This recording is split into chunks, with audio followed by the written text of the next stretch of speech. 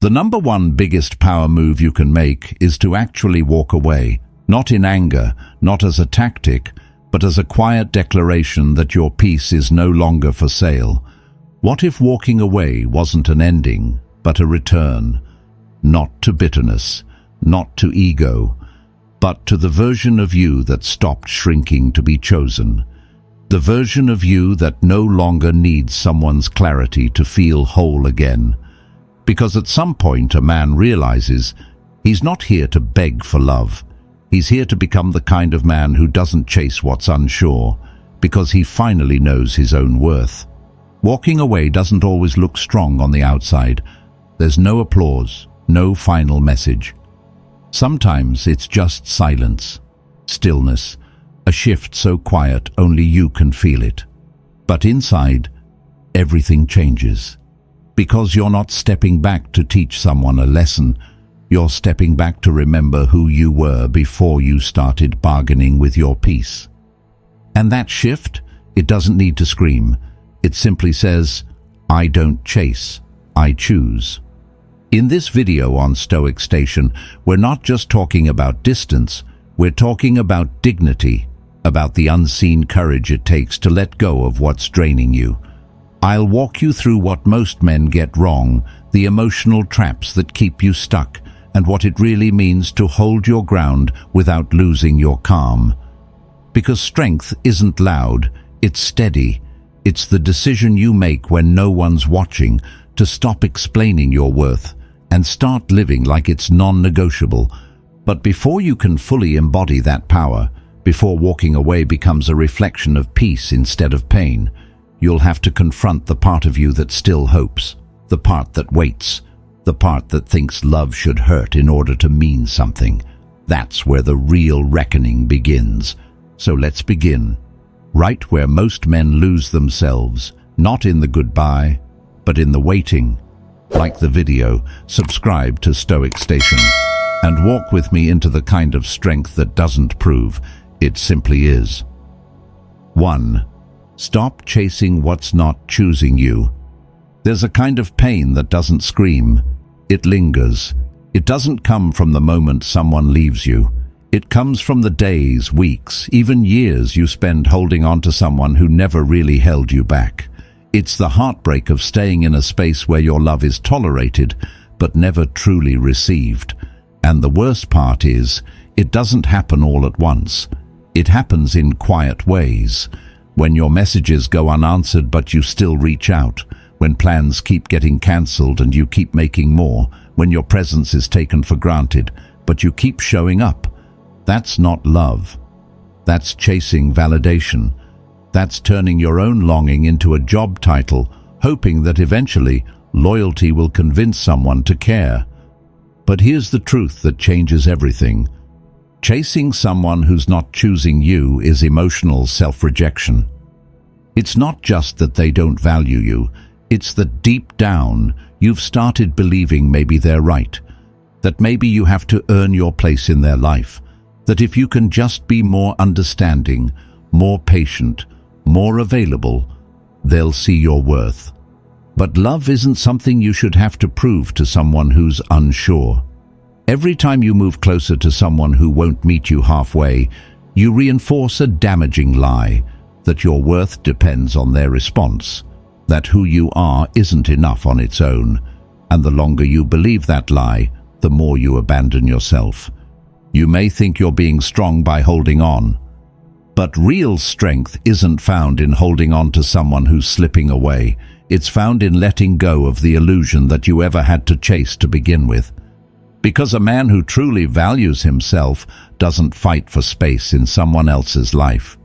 He recognizes when that space was never truly open in the first place. Walking away doesn't mean you gave up. It means you finally remembered who you are. The man who stops chasing isn't closing a chapter of love. He's opening the door to self-respect. He's not bitter. He's just done negotiating his worth. And that quiet decision, made without drama or revenge, becomes the most powerful turning point of all. 2. Letting go is returning home. Letting go is one of the most misunderstood acts of strength. People often see it as a kind of surrender, a sign that you've given up or that you're too weak to keep fighting. But the truth is, letting go isn't about quitting. It's about remembering. Remembering what it feels like to breathe again without tension in your chest. Remembering who you were before the constant worry, the emotional second-guessing, the days spent waiting on someone else's clarity to give your heart permission to rest. Letting go is not the end of love. It's the return to the part of you that forgot what love was supposed to feel like. It's not dramatic. There's no grand exit, no big announcement. In fact, the moment is so quiet, so internal, that no one hears it but you. It might happen one morning over coffee, or in the middle of the night when you're lying awake, staring at a ceiling that's seen more of your pain than the person you're holding on to ever bothered to ask about. And in that moment, you don't feel rage. You don't even feel sadness, not in the way you used to. You just feel tired. Tired of holding it all. Tired of waiting. Tired of handing your peace to someone who treats it like it's optional. That's when something shifts. Not in the world around you, but in the quiet beneath your chest. You stop checking your phone. You stop wondering if you should reach out. You stop needing to explain yourself. Because you finally realize that letting go of them is the only way to come back to you. You don't walk away because you stopped caring. You walk away because you started caring again, but this time about yourself, about your energy, your mind, your heart, about how long you've been pouring yourself into a well that never filled you back. And that kind of caring requires courage, not closure. You see, the version of you that kept chasing wasn't weak. He was hopeful. He believed in the potential of love, but he also forgot that real love doesn't ask you to betray yourself just to be seen. Real love invites you to be whole, and when you're constantly in a state of waiting, adjusting and proving, you're not being whole. You're being fragmented, giving pieces of yourself away, hoping someone will finally collect them and call it love. But here's what they don't tell you. No one is coming to complete you. That job was always yours. And letting go is the first step in doing it. The moment you stop chasing is the moment you start returning home to your worth, your peace, and your power. Not the power that demands or controls, but the kind that grounds you. The kind that doesn't need to speak loudly because it knows its own weight. And that return is not loud. There's no final text, no dramatic goodbye, just a quiet decision, so still, so honest, it echoes through every part of you that forgot how to rest. It's your soul exhaling after holding its breath for far too long. It's the moment you step off the emotional roller coaster and place both feet firmly on solid ground. Your ground. You come home not to prove anything, not to show them what they lost, but because you finally remembered what you almost gave up for the sake of being chosen. And you see it clearly now. If you have to lose yourself to keep someone, they're not worth keeping. No matter how much history you shared, no matter how strong the chemistry, no matter how many good memories surface when the silence gets too loud. Letting go is not about forgetting them. It's about remembering you. The you who had dreams before them. The you who didn't check your worth against someone else's interest level. The you who deserved love that didn't feel like confusion. And when you return to that man, when you begin to move from that center again, everything changes. The world responds differently to a man who walks in his own peace. Opportunities find him. Confidence follows him. People sense that he's no longer reaching because he's already rooted. And in that space, in that stillness, something powerful grows. Not revenge, not resentment, but self-respect. A quiet, steady kind that doesn't seek permission. Because letting go was never about them. It was about waking up to the truth that you were never meant to live small in someone else's indecision. And now you don't. You live from a deeper place, a place that says, I don't need you to come back for me to come back to myself.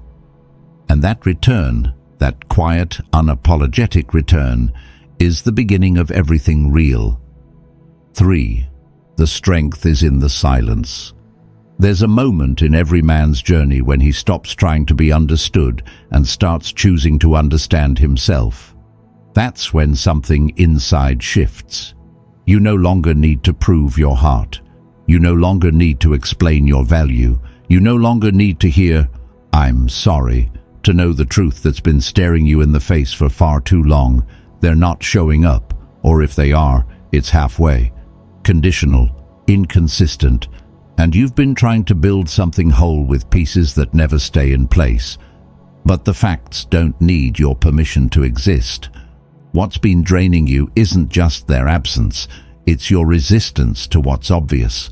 You keep hoping they'll change, that things will align, that if you just communicate better, stay calm, stay patient, stay available, maybe they'll finally see you. But hoping for clarity from someone who lives in confusion is how you lose yourself piece by piece. You don't need to scream. You don't need a speech. You don't even need closure. What you need is to stop arguing with reality and start honoring it. The strongest thing I ever did wasn't in the way I said goodbye. It was that I said nothing at all. No begging, no proving, no waiting for them to agree that I had every right to walk away, because strength doesn't always roar. Sometimes it's a man standing still, walking out quietly, letting the silence speak what words can't. And that silence isn't empty, it's sacred. It's where the noise ends and the truth returns. It's where you hear the version of yourself that's been drowning under the weight of someone else's inconsistency. That version of you doesn't need their approval. He needs peace. And peace doesn't come from convincing someone to stay. It comes from having the courage to stop trying.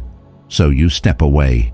Not because you're heartless, but because you're finally ready to stop abandoning yourself for someone who never really chose you. Sometimes strength isn't loud. It isn't dramatic. It's still. It's calm. It's the sound of nothing, because that's what you give someone when you've given enough. 4.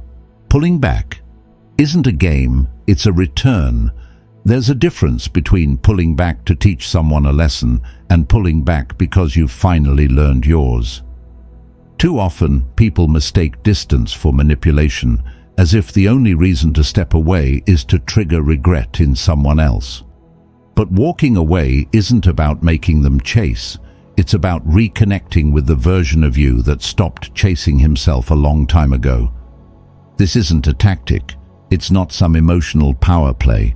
When you stop texting first, when you stop checking in, when you stop giving your presence so freely to someone who never truly valued it, it's not to punish them. It's to rescue yourself from a pattern that's been quietly exhausting your spirit.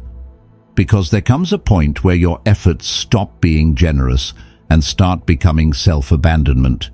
You ask yourself what went wrong, what you could have done better, where you failed, and you forget to ask the one question that really matters.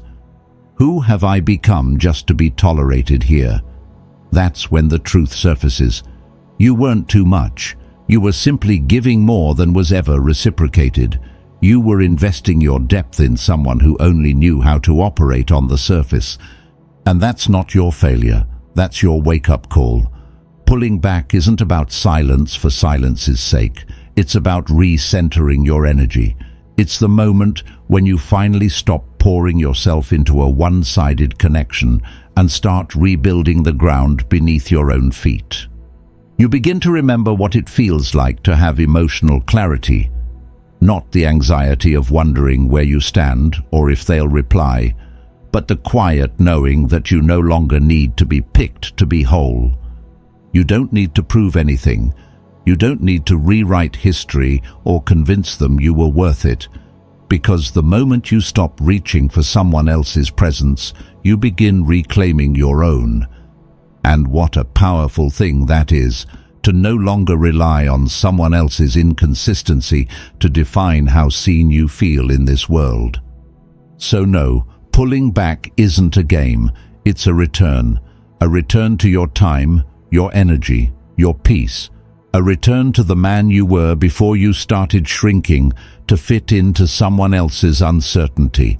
And once you come back to that man, you'll realize he was never asking to be chosen. He was learning to choose himself all along. 5. Space creates value for you and for them. There's a quiet confidence in a man who knows when to step back, not because he's playing games, not because he's bitter or trying to prove a point, but because he's finally reached a place of clarity where he no longer confuses overgiving with connection. He understands that being constantly available doesn't build closeness. It breeds complacency. And sometimes the most powerful thing you can do isn't to give more, but to stop giving to what never grew. You used to believe that love meant always showing up, being there, even when it wasn't appreciated, offering support, even when it wasn't requested, checking in, even when your messages started feeling like echoes. You told yourself this was loyalty. You believed that your consistency would eventually spark their clarity, but all it did was shield them from having to miss you, and you from having to face the truth.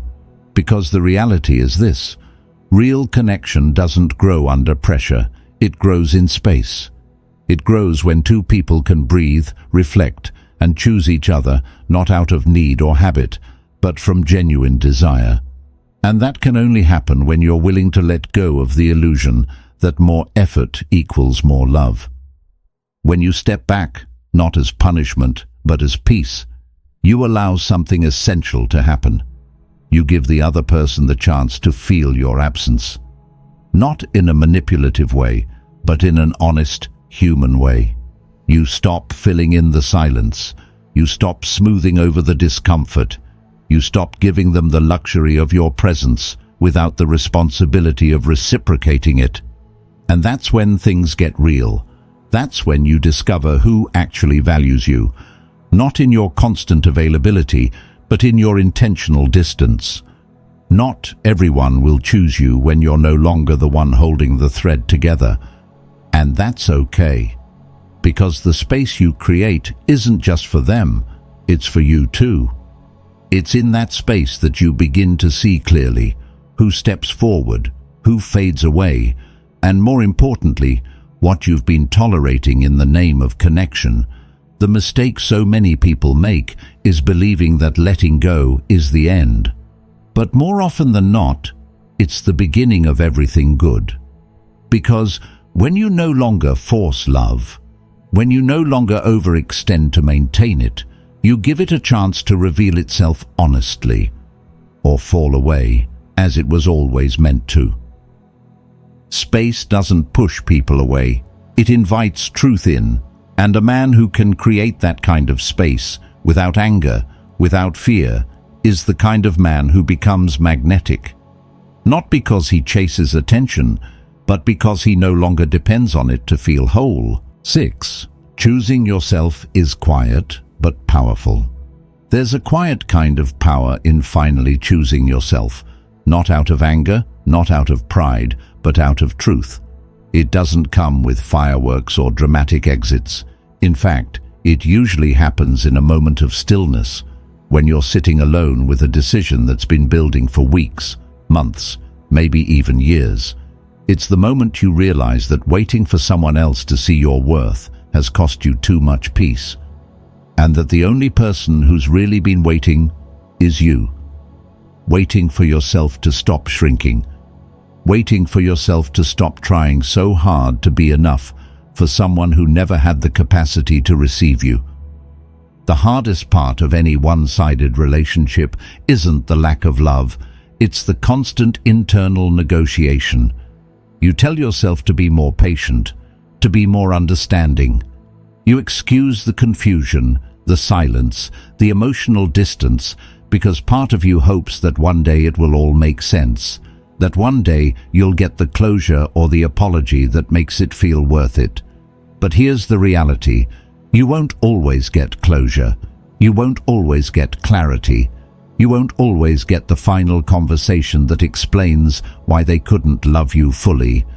But you will always have the power to choose, and the first person who needs to choose you is you.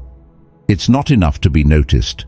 You need to be chosen, and not in some grand external way, but from within, because the moment you say, no more begging, no more shrinking, no more proving, you're not closing yourself off to love.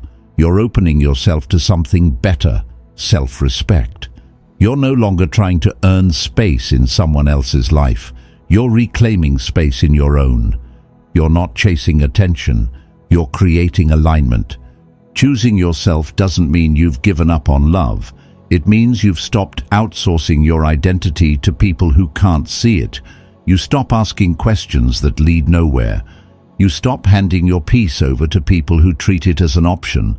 You draw the line, not because you're cold, but because you're clear. And clarity, especially when born from pain, is magnetic. It doesn't scream. It doesn't beg. It simply is. And the people meant for you will feel that difference.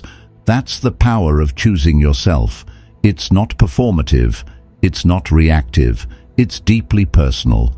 It's the moment you stop needing someone else to fix the ache inside you, and you begin to nurture it yourself. And that moment, that small internal shift, creates a ripple in everything around you. You become the man who doesn't chase, the man who doesn't settle, the man who no longer waits to be chosen because he already has. 7. Walk away from who you're not. Walking away is often misunderstood. People think it's about turning your back on someone else, about giving up, about quitting on love. But for the man who's done the work, who's been honest with himself, who's been carrying the weight of a one-sided connection, walking away has nothing to do with her. It has everything to do with the version of himself he's no longer willing to be. It's not about leaving her behind. It's about leaving behind the man who accepted less than he deserved. The man who thought it was noble to stay in something just because it had history. The man who kept waiting, adjusting, overthinking, believing that if he loved harder, showed more patience, proved his loyalty just a little longer, it would finally be enough to make someone stay. That man meant well, but he forgot that love isn't real if it costs you your self-respect. At some point, you realize you've been negotiating with someone who was never truly at the table. You've been explaining your heart to someone who never really asked to understand it. You've been shrinking your needs just to avoid being too much, and in doing so you've started disappearing from your own life. That's when it hits you. Not all pain comes from being rejected. Sometimes it comes from constantly rejecting yourself just to feel tolerated. Walking away isn't weakness. It's clarity and motion. It's not the absence of love. It's the presence of boundaries. It's choosing to stop settling for breadcrumbs and start demanding meals that nourish your soul. Because you're not that man anymore. You're not the man who accepts confusion as passion, who mistakes inconsistency for mystery, who sees almost as enough. You've outgrown that version of yourself, and now it's time to let him go. Walking away isn't always about leaving someone else behind. Sometimes it's about leaving behind the version of you that believed you had to settle. And when you walk away, not with resentment, not to make a point, but with quiet dignity, everything begins to shift. You stop chasing what's slipping through your fingers, and you start receiving what was meant to be held. You start to attract different energy, not because you've become someone new, but because you've finally returned to who you were before you compromised too much. New opportunities appear. New relationships form, not the kind that flood in to fill a void, but the kind that mirror the peace you've built inside. Life meets you at the level of your standards. It always has. But those standards are only activated the moment you start living like you actually believe in your own worth. That's the true power of walking away. It's not about proving to them that you were worth choosing. It's about finally living like you've chosen yourself. Without apology, without begging, without delay.